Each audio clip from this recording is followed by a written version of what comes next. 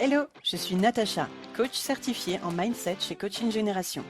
Après des années en tant que cadre manager en industrie, je suis devenue coach consultante et formatrice et j'aide les entrepreneurs à faire progresser leur posture managériale et à se créer un écosystème vertueux. Si vous êtes à la recherche de techniques modernes, d'outils et d'astuces en management, leadership et d'une bonne dose d'énergie, vous êtes au bon endroit. Dans ce podcast, je vous partage tout pour vous inspirer, intégrer de nouvelles pratiques et insuffler une dynamique humaine et authentique dans vos équipes. Alors, installez-vous, c'est parti pour l'épisode du jour.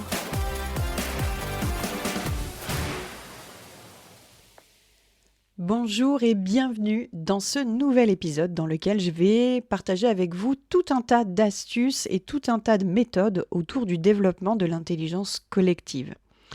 Alors vous le savez, cet épisode, il est assez central parce que l'intelligence collective, c'est depuis l'émergence de la QVCT, malheureusement, même si ça doit faire au moins 30 ans que ça doit être dans l'ADN, mais bon, ça se développe et ça, c'est une bonne nouvelle.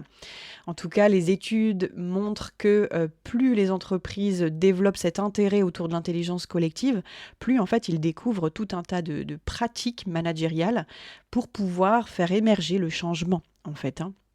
Alors, bien évidemment que cette intelligence collective, elle est essentielle pour tout bon manager qui existe, c'est-à-dire que dès que vous avez des personnes autour de vous, il est absolument essentiel de considérer qu'est-ce qu'une intelligence collective et comment la mettre en œuvre. Ça permet finalement de tirer parti des forces et des compétences de chaque membre de l'équipe. Ça améliore bien évidemment la prise de décision, la résolution de problèmes, la montée en puissance du groupe et surtout en fait des performances, individuelles mais aussi collectives. Il y a une étude d'ailleurs de MIT en fait qui démontre que les équipes avec une intelligence collective sont 50% plus performantes finalement que les autres sans intelligence collective. Elles peuvent manquer de cohésion, de collaboration. Ça entraîne du coup des baisses de productivité, une augmentation des tensions, des conflits. Donc c'est vraiment un point majeur de nos jours. Mais il ne s'agit pas ici, et vous le savez de par ma posture, il ne s'agit pas ici de vouloir manipuler les personnes de sorte à tirer profit de ça. C'est vraiment pas comme ça que j'ai envie d'orienter cet épisode. Certaines personnes pourraient le voir comme ça, et c'est vraiment pas ça qu'on cherche à faire. Même si la manipulation n'est pas un gros mot en soi, et je le dis souvent en communication, il y a pas 15 stratégies pour communiquer et la manipulation en fait partie bien évidemment, mais tant que l'intention est bienveillante, tant qu'elle cherche à faire progresser, pour moi, accompagner les individus vers un collectif, un objectif commun, eh bien ça reste très, très louable. Alors ce que vous allez apprendre dans cet épisode, eh bien on va finalement explorer ensemble, c'est quoi véritablement, qu'est-ce que l'intelligence collective? Pourquoi est-ce qu'elle est si cruciale de nos jours? Comment la développer? Et comment est-ce qu'elle peut transformer la performance de votre équipe? À la fin de cet épisode, vous aurez des outils concrets, vraiment de la valeur ajoutée pour développer votre propre intelligence collective au sein de votre propre équipe, pour améliorer la notion de collaboration et de performance. En tout cas, c'est véritablement mon intention.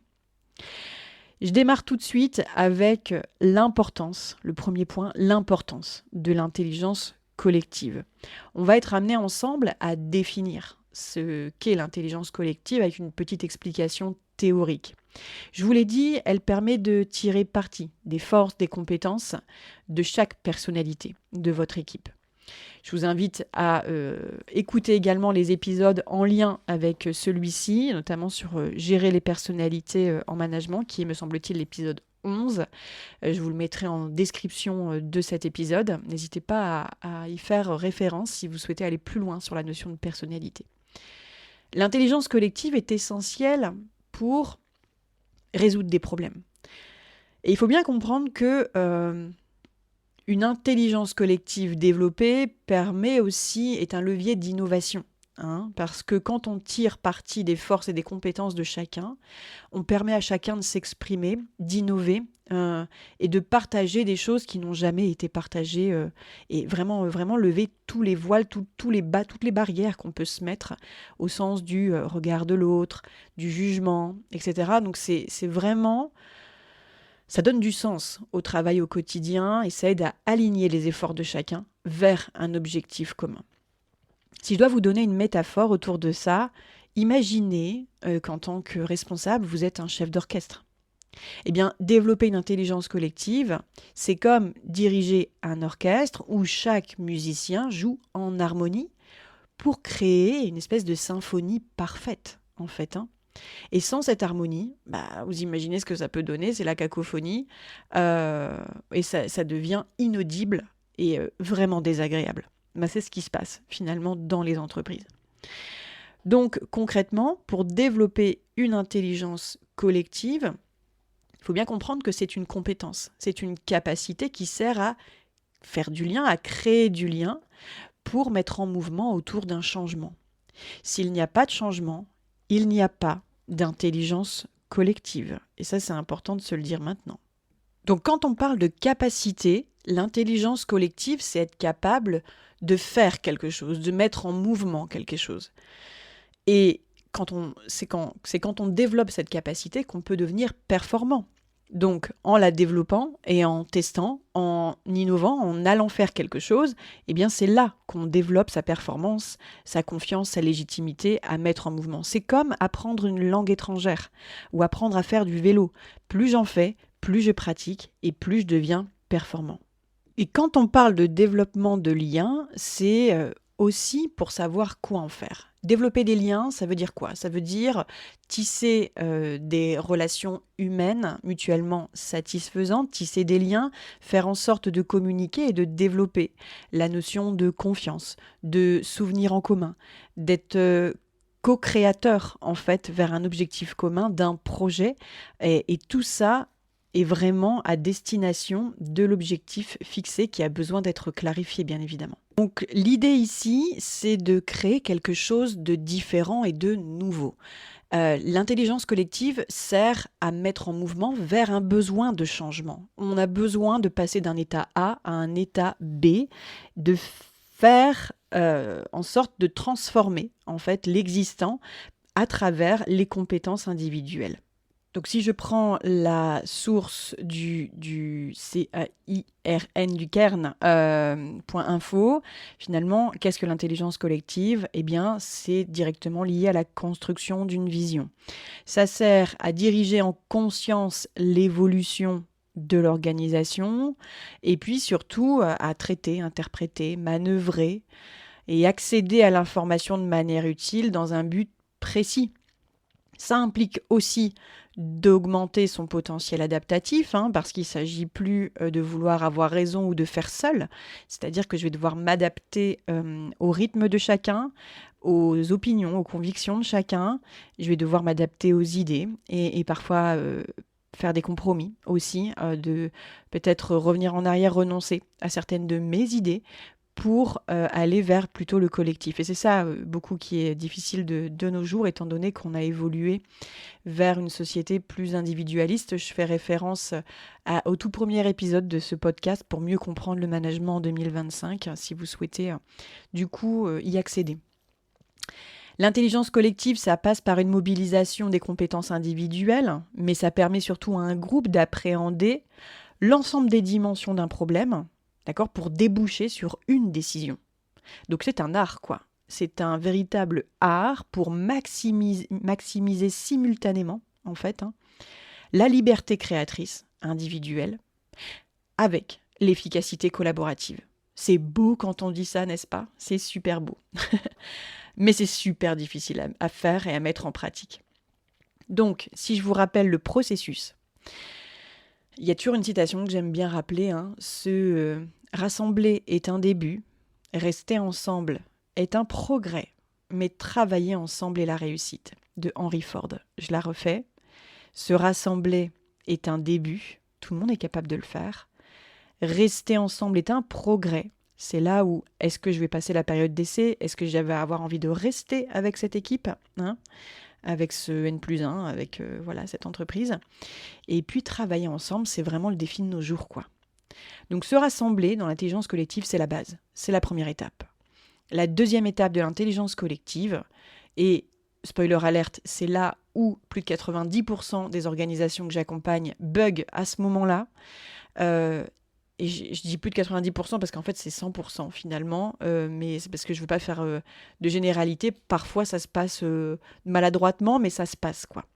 Deuxième étape, se connaître, se comprendre et s'accepter les uns les autres. Je vais même aller, dans certains cas, à dire s'aimer les uns les autres. Parce que pour certaines personnalités, c'est important de se sentir aimé, de se sentir véritablement apprécié, faire partie d'un groupe. Une fois qu'on s'est rassemblés et qu'on a appris à se connaître, c'est seulement à partir de là qu'on peut finalement créer, recréer, co-créer quelque chose ensemble, puisqu'on va savoir mettre en valeur les complémentarités de chacun, les forces et les compétences de chacun. C'est-à-dire que je vais valoriser chaque individu dans mon équipe, et puis je vais savoir en fait vraiment me plier au groupe sans renier qui je suis dans mon individualité. Quand on sait créer, on sait, quatrième étape, comprendre des situations, résoudre des problèmes, pour en cinquième étape, exécuter, réaliser le projet. Et tout ça constitue une espèce de bulle dans laquelle on va crescendo en PDCA. Si je vais vite sur certaines notions, j'y reviendrai plus tard, mais dans l'amélioration continue, ces 5 étapes vont de pair. Et tout ça sert à quoi? À propager, diffuser une culture d'entreprise commune. Ce sera vraiment l'objet en plus de l'épisode suivant où je vais vous proposer le management à travers les valeurs et la culture d'entreprise. Comment est-ce qu'on fait pour mettre en place, distiller, instaurer, propager, diffuser cette culture d'entreprise.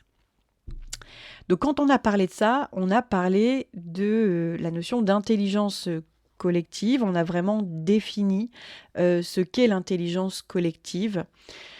Et je vous donnerai un exemple en fait que j'ai accompagné, que j'ai vécu, c'est-à-dire un manager qui était dirigeant de son entreprise. En développant l'intelligence collective et en parvenant à se remettre au centre du processus de décision, parce qu'il s'en était extrait, pensant qu'en tant que dirigeant d'une petite dizaine de personnes, en fait, d'une entreprise, pensant qu'en tant que dirigeant, il devait s'extraire de l'opérationnel. Quand il y est revenu et quand il a mis en œuvre finalement cette intelligence collective en s'appuyant sur chacun, mais en étant ce chef d'orchestre, eh bien, il est parvenu à améliorer la prise de décision collective. C'est-à-dire que chaque individu s'est remis en scène, s'est remis en selle aussi sur sa fonction, a développé l'énergie créatrice en fait de chacun dans son poste de travail pour améliorer les processus collectifs, la prise de décision et du coup la résolution de problèmes. C'est pas de la magie, c'est vraiment pas de la magie, c'est quelle place je prends dans l'équipe pour faire en sorte que chacun puisse s'exprimer. On est beaucoup, on est nombreux à porter des masques finalement dans cette société, sous couvert de la peur du jugement, d'être rejeté aussi. Eh bien, on a peur en fait de s'exprimer. Et donc, on préfère des fois penser que la fuite, se taire, ne pas exprimer ni ses pensées et ses ressentis, c'est ça qui va faire que le groupe va mieux fonctionner. Alors que c'est faux. Si quelqu'un, à un moment donné, est mis de côté, c'est comme si un membre du corps était mis de côté. Imaginez-vous fonctionner sans votre main gauche. Imaginez-vous fonctionner sans votre pied droit. Ça ne fonctionne pas, en fait. Dans son ensemble, on va devoir compenser. C'est ce qui se passe dans une équipe, finalement. Si j'aborde maintenant le deuxième point, voilà, les techniques pour développer l'intelligence collective. Alors pour la développer, il est déjà essentiel, vous l'aurez compris, d'encourager la collaboration et du coup la communication ouverte. Et ça, beaucoup de responsables que j'accompagne imaginent que la communication est ouverte. Et c'est quand on s'intéresse à chaque individualité qu'on comprend que finalement, des fois, avec des outils tout joli, tout beau, comme les outils de brainstorming, les outils de post-it, etc. On va se rendre compte qu'il y a un biais cognitif qui est à l'œuvre assez régulièrement, c'est l'effet de groupe en fait. Alors, il y a un effet de groupe qui fait que je vais plutôt demander l'avis au voisin en me disant « Bah ouais, t'as raison, je suis d'accord avec toi, je vais noter ça moi aussi ». En fait, on se rend pas compte que rien qu'en faisant ça, toi t'en penses quoi ? Tiens, bah moi je pense ça, t'en dis quoi ? Je cherche la validation finalement de l'autre. Et il y a l'expérience de H, en fait, alors que vous pouvez retrouver sur Internet, qui démontre que dans cette expérience, en fait, il y avait une personne qui était testée avec un groupe d'une quinzaine, vingtaine d'acteurs. Et en fait, on a positionné une personne face à une question avec, vous savez, 3 tailles de bâtons qui étaient dessinés devant 3 types de bâtons. Bâton 1 d'une certaine taille, bâton 2, bâton 3. Et on a demandé, selon vous, dans le bâton que je vous montre à l'heure actuelle, à quelle taille de bâton correspond celui que je vous montre ? Plutôt le 1, le 2 ou le 3. Et physiquement, les gens devaient se positionner à gauche de la pièce pour le bâton 1, au milieu de la pièce, bâton 2, et à droite de la pièce, bâton 3. Assez rapidement, la personne testée s'est positionnée sur le bâton 2 qui était la bonne réponse.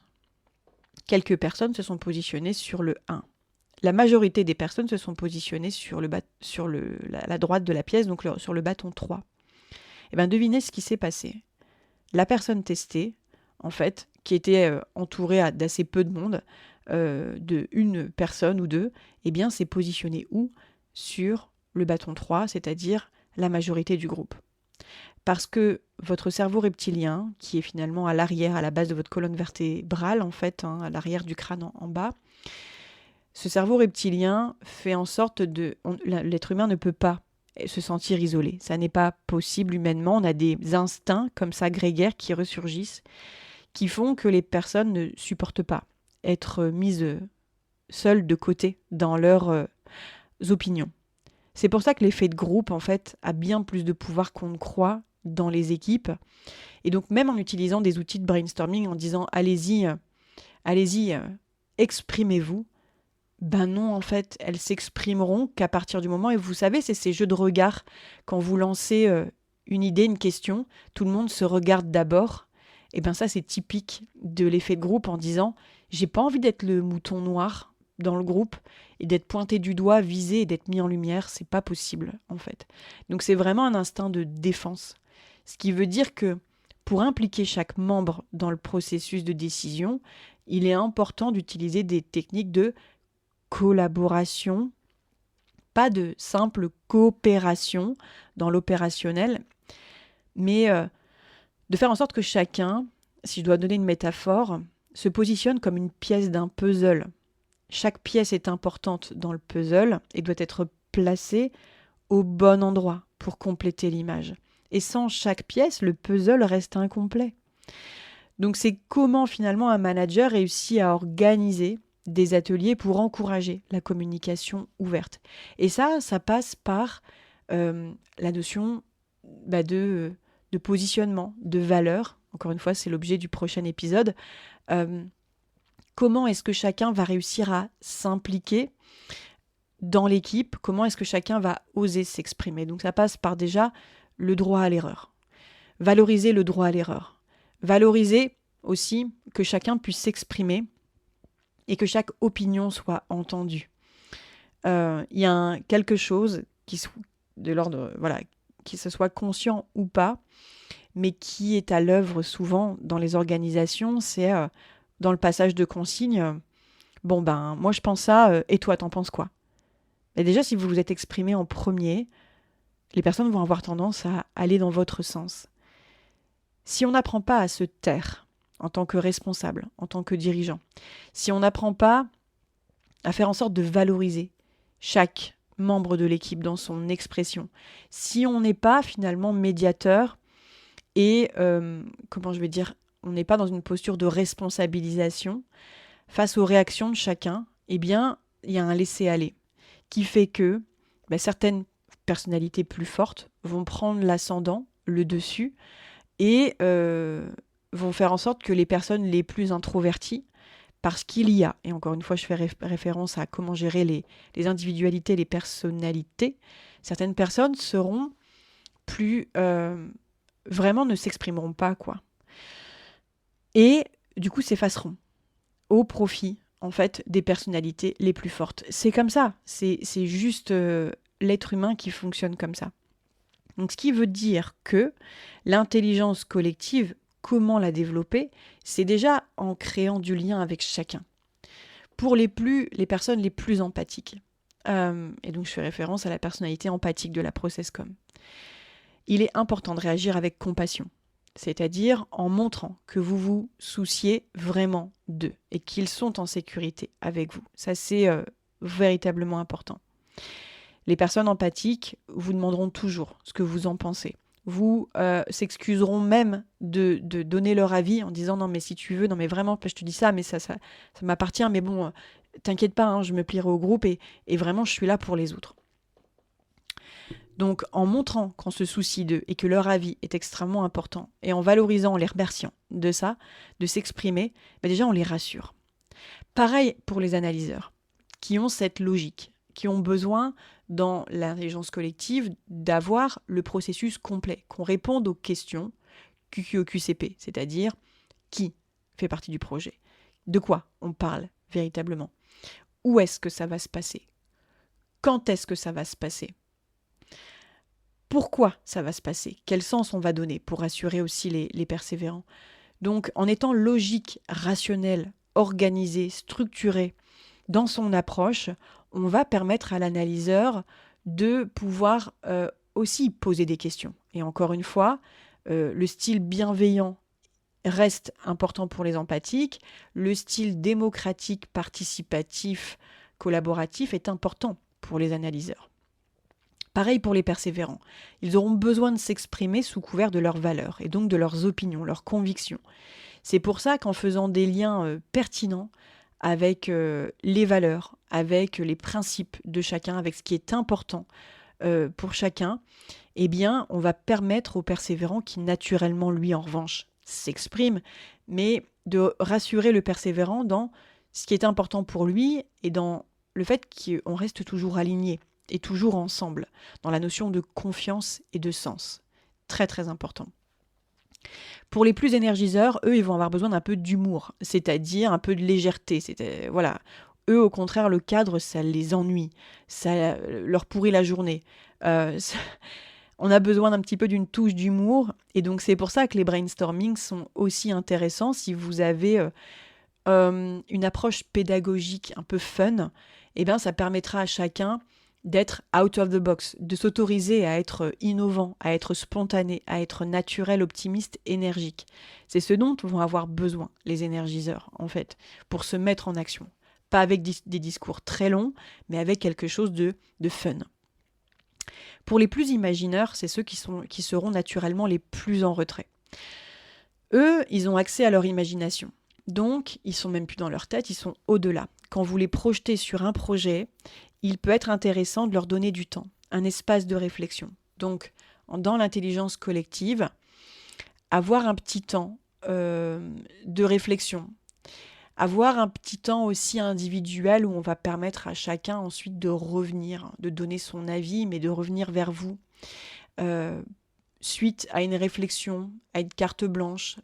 C'est pour ça que dans les projets, on se revoit à étapes régulières, toutes les semaines, tous les 15 jours, toutes les 3 semaines en fonction des projets.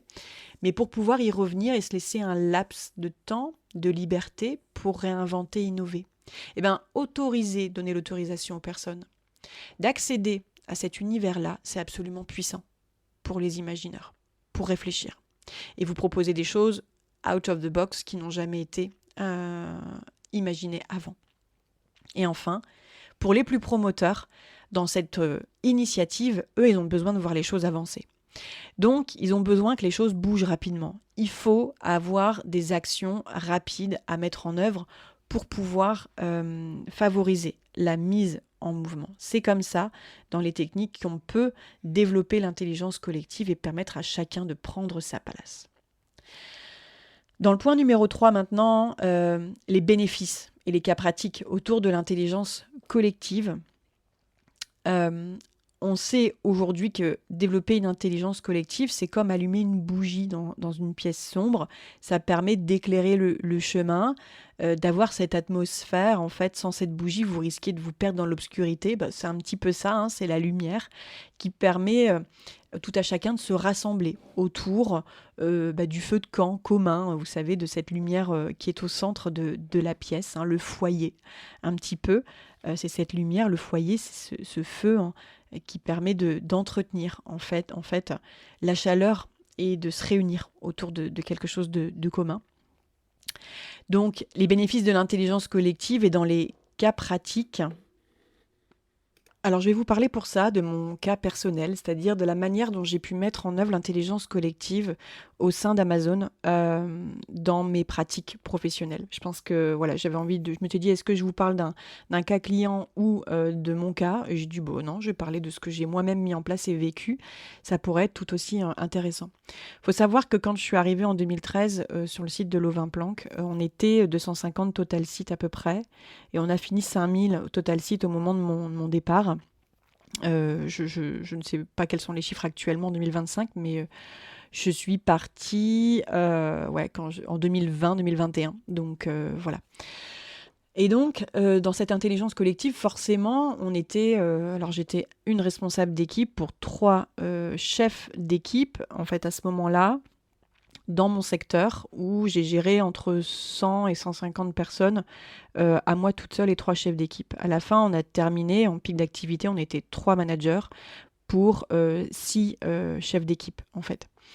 Mais c'est vrai que là-dedans, alors j'ai connu diverses personnalités, certaines qui avaient besoin de s'exprimer, certaines qui avaient besoin d'avoir carte blanche, et d'autres, au contraire, qui avaient besoin de directives très claires.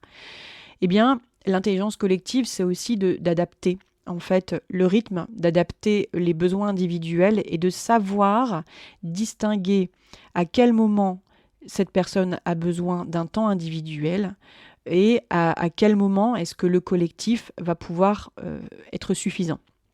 Et donc ça demande de développer une capacité, alors déjà d'écoute active absolument puissante, une capacité d'observation, de détecter les signaux faibles, en fait, notamment à travers d'abord le non-verbal, le paraverbal, et ensuite seulement d'écouter la sémantique des mots, d'accord ? Mais s'il y a bien une chose que je continue d'accompagner aujourd'hui dans les organisations, sans avoir moi-même mon équipe, c'est cette faculté à distinguer l'individuel du collectif. Certaines personnes en collectif cherchent à adapter leur discours. Mais à ce moment-là, je deviens absolument schizophrène. Hein. C'est-à-dire que si je cherche dans des réunions collectives à adapter mon discours face à chacun, ça ne marchera pas parce que je vais m'épuiser. En fait, ça vous demandera une énergie absolument folle. Ce que je conseille avant toute chose, c'est de, en collectif, clarifier votre posture en disant aujourd'hui, je vais adopter finalement un discours qui est plutôt celui de l'analyseur, qui est plutôt celui de décrire les processus, les attentes, de distribuer la parole. C'est pour ça que les techniques de réunion et d'animation du collectif sont si cruciales. C'est vraiment de parler à un collectif, à un groupe, sans avoir peur d'être d'aller straight to the point, c'est-à-dire d'aller droit au but. Il y a cet événement qui pilote action délai, qui prend telle action pour quand et quand est-ce qu'on s'en reparle. Il y a un blocage, il n'y a pas de blocage. Une réunion ne devrait jamais, je pense, vraiment, et ça c'est... je devrais jamais, je vais peut-être en choquer certains, ne devrait jamais durer de plus de 3 quarts d'heure. Quand chacun sait ce qu'il a à dire au moment où il a à le dire, une réunion dure 3 quarts d'heure. Si les choses sont bien préparées, on reste efficace.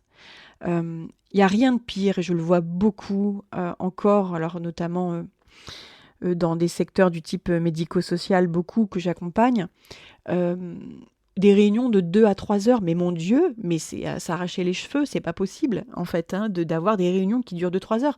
C'est de l'analyse de pratique à ce stade. Enfin, c'est pas possible de concevoir encore de nos jours des réunions qui durent 1h30, 2 heures, 3 heures. Enfin, je veux dire, à ce moment-là, c'est pas une réunion, hein, c'est un groupe de projet, un groupe de travail. Et quand on voit toutes les personnes qui sont capables d'être mobilisées autour d'une table dans ces groupes de parole, on s'aperçoit d'une chose, hein, c'est que chacun est devant son ordinateur et les gens écoutent à moitié. Enfin, quid de l'efficacité de se réunir en collectif si c'est pour brasser du vent, excusez-moi, mais on est encore une fois dans ce podcast pour se parler vrai. Donc, n'hésitez pas à me dire ce que vous en pensez en commentaire, mais en collectif, tâchez d'être efficace, d'aller droit au but, de faire en sorte que chacun arrive préparé à chaque réunion et d'aller vraiment animer les choses au sens du processus. Voilà, étape A, on en était là, on attend d'arriver à l'étape B, entre deux, il y a tout un tas d'actions à mettre en œuvre, on en est où ? Et c'est après, en individuel, que ça se joue. C'est-à-dire que bien évidemment que même sans ajuster le discours, rien ne vous empêche de faire des clins d'œil aux plus énergiseurs pour garantir la complicité. De parler avec le sourire, en fait, pour les plus introvertis. Et quand je dis introverti, je pense à l'imagineur, je pense à l'analyseur, je pense à l'empathique. Toutes ces personnes-là auront besoin d'être rassurées et de savoir que le lien humain est toujours là. En revanche, en collectif, on s'assure de faire avancer les choses, ce qui rassurera énormément les persévérants et les promoteurs. C'est important. Donc voilà, être dans la dynamique, la mise en mouvement aussi pour les énergiseurs. Et donc, par rapport à la thématique de l'individuel, ce que je préconise, c'est d'avoir une régularité d'entretien. C'est-à-dire les entretiens mensuels, non. Tous les 15 jours à minima. D'avoir, encore une fois, pas longtemps, hein, mais si vous adoptez une posture efficace, eh bien de permettre à avoir ce temps individuel à chacun, 30 minutes, 45 minutes maximum, et 30 minutes suffisent, je vous assure. Des fois même, il y avait des créneaux express que j'avais pu vivre et qui sont très efficaces, hein, de 15-20 minutes, où en fait, t'en es où ? En quoi je peux t'aider ? Comment tu te sens ? Comment ça se passe avec tes collègues, comment ça se passe avec les équipes. Et je me souviendrai toujours d'un de mes responsables que j'ai encore en admiration, qui a été le tout premier manager coach que j'ai connu. Nicolas, si tu m'écoutes, vraiment, voilà, plein de pensées sur toi, plein de bonnes pensées, et encore une fois mon bonjour. Mais voilà, c'est vraiment le premier manager coach que j'ai connu et qui était tellement puissant dans sa posture, qui nous faisait tellement avancer. Et qui avait cette posture haute toujours, qui nous permettait de sortir la tête du guidon. Donc c'est vraiment cette posture-là que je vous invite à déployer, à développer, pour permettre de libérer la parole, de rassurer sur un plan individuel, mais permettre aussi en collectif d'adopter une posture qui fasse avancer le groupe. Voilà. Donc, ce qu'il y a à retenir dans cet épisode, c'est déjà de comprendre la mécanique, le processus de l'intelligence collective et que ça se fait étape par étape. Il faut accepter que le changement se fait pas à pas. Deuxième chose, d'adopter une posture d'amélioration continue et surtout de ne pas perdre de vue et donc de dissocier la posture que je dois avoir en individuel, mais aussi la posture que je dois avoir en collectif qui doit être ajustée, adaptée et du coup différente. Je vous remercie en tout cas d'avoir écouté cet épisode jusqu'au bout. N'oubliez pas de laisser un avis, un commentaire à la suite de cet épisode. Ça aide beaucoup encore une fois à le faire connaître et à le développer. Si vous souhaitez en savoir plus sur comment mettre en œuvre l'intelligence collective de manière sur mesure dans votre entreprise, contactez-moi. Et d'ici le prochain épisode sur les valeurs, je vous souhaite une belle soirée, journée, semaine, où que vous soyez. Et je vous dis à très bientôt dans un prochain épisode. Bye bye tout le monde.